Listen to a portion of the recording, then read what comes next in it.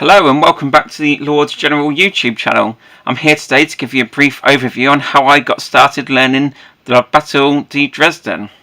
You remember we got this game last week and there was an unboxing video completed then. It's a very difficult and challenging game to learn, there's no hiding that. The complexity rating on Board Game Geek is medium to heavy, but there's just a few people under that who have rated it as heavy game, so I personally rated this as a heavy game as well. On the surface it doesn't seem too complicated. You've got 31 pages of rules, but the text is quite small.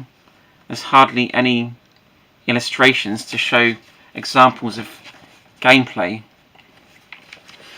The way I started learning this game is I did a brief skim read of the rules before I received the game even. But then when you come to learn this game, once it's in your hands, it becomes a different kettle of fish altogether. What I like to do with games is as I read the rules, I try and type out the key points from those rules. The trouble with this game is the key points usually run into about 2 or 3 pages. This goes into 17 pages of key notes just on the key rules. Now,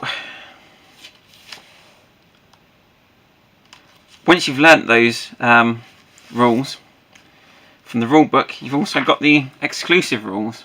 So I guess this is for players who already know the rules and are just trying to see what's exclusive to Dresden.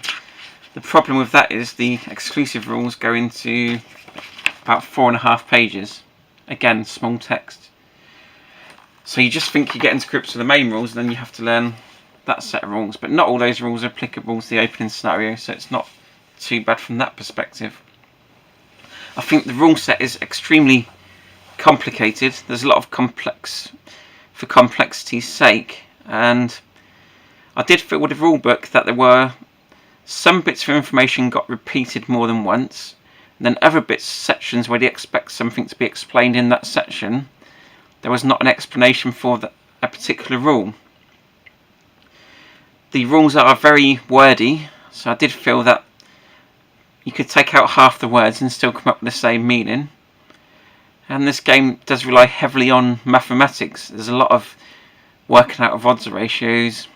There's very heavy on the die rolling in this game. And that can lead to a slowdown in play, especially for new players. Not only was there the complications of the maths to get past, there's also an understanding of how armies are actually formed up in this game. So I'm going to talk a bit about the principles and how to get started potentially in this game. This is the army display chart, which lists all the units that can possibly participate in the Battle of Dresden. And we definitely won't be using all of them in the first scenario. What you actually use in the first scenario, as an example, is, if I were to zoom in,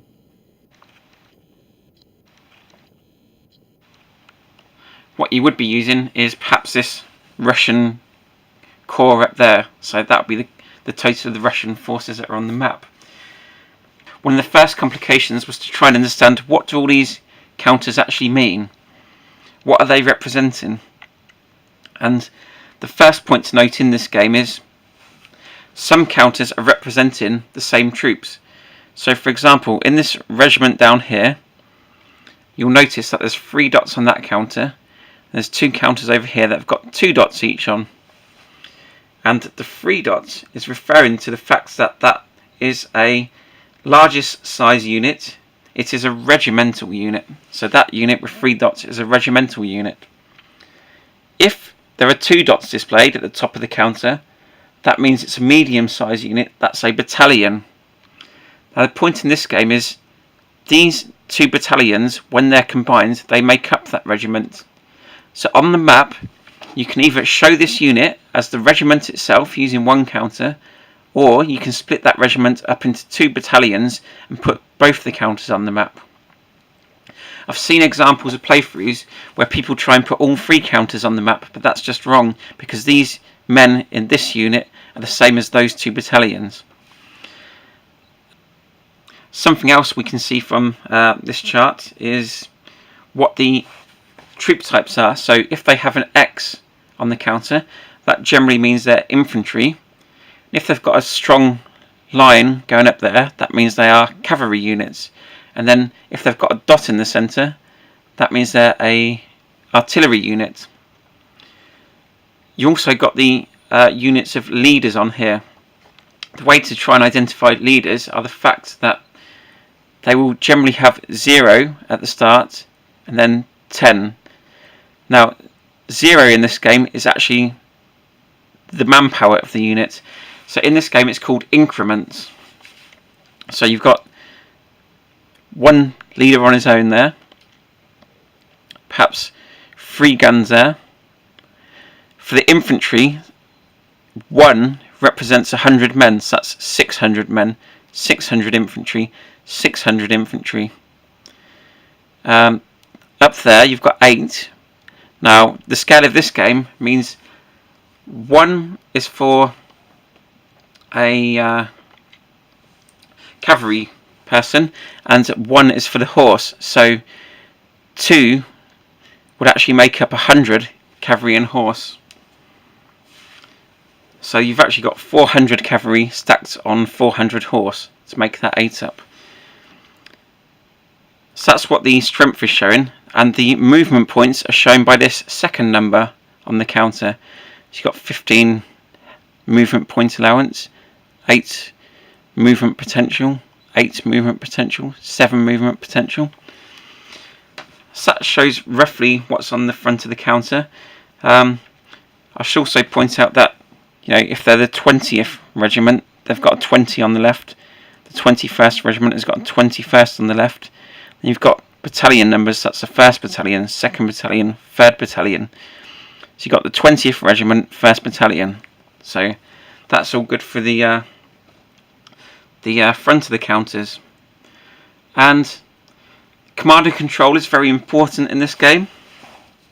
So what will happen is the corps leaders, for them to be able to activate, they'd need to be within 10 hexes of the army commander. So, and under him there's all these regiments, so these regiments would need to be within 3 hexes of that commander of that division there. So that the regiments would need to be within 3 hexes of the divisional commander to be in range.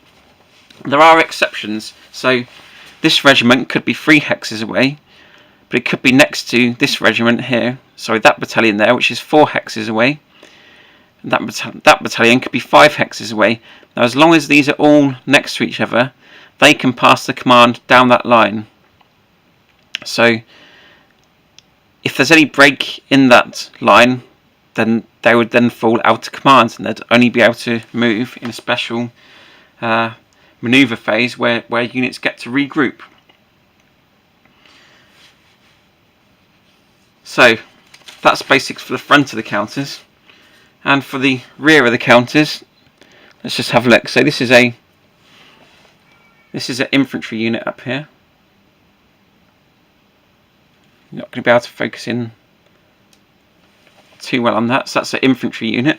So what it's shown is the top left 6 is the fire value of the unit, the middle left 12 is the melee value of the unit, and the bottom left 26 is the morale of the unit. And to pass a morale check they would need to roll above 26 in this game. And then the top right shows the range, so this unit actually has a range of 2, so they could fire out of the front 2 hexes in this game.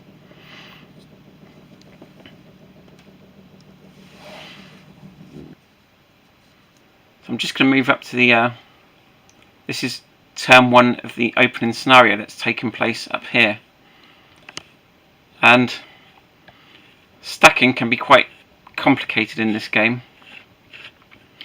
The general principles are easy enough, but people often forget some quite basic rules. So there's stacking limits per hex, and there is a stacking chart to show how units can stack up. So here's a stacking chart. There you go.